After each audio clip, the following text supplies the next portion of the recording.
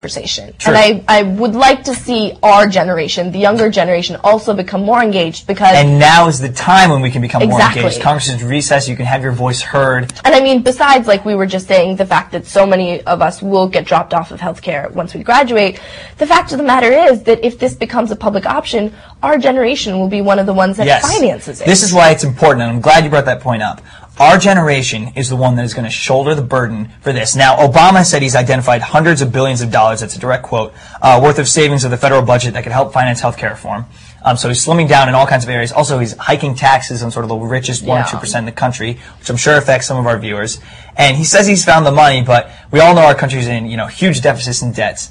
And the ones that are going to shoulder the burden is our generation. We're already going to shoulder the burden of, Medicare, Medicaid, Social Security. The bubble's going to burst, and we all know that. Well, this is a heavily debated and still continuing situation, and we will have to see where it unfolds. Hopefully we've got your interest piqued. Please get involved. Definitely. Next, I want to talk about a pretty interesting topic happening out in India. India's ruling Congress party has asked its top political officials to donate 20% of their salary for drought relief. As we all know, there's a huge drought in India. All of India is receiving, 29% less monsoon rain than they usually do, which is killing the crop season. And I think this is a great idea, not only just a political ploy, but a great way to sort of politicians to show that they care about what's going on with people. Well, I think it's one thing to say, hey, let's create a separate fund in which, you can all donate from your salary. But to mandate it, that to me is where it crosses the line. I think government action is good and warranted in this situation. This drought is severe, absolutely. But there's no system in place for how they're going to use this money, and that's where it scares me. That's true. But I like the gesture. I think the United States can take a page out of its book. A lot of our Republican and Democratic congressmen and senators are known to just be sort of aloof and inside the beltway politics. They don't pay attention to the rest of the country, and I think this is a great way to do that. Mitt Romney said that if he got elected, he would donate his presidential salary. Of course, he's rich. I know in Hungary, top officials, after a couple crises, donated a lot of their salary, actually 1 month's worth of their salary. Wow. I would like to see them get the private sector involved, have corporations and companies also donate, and hopefully get a structure into place of how they're going to spend this money.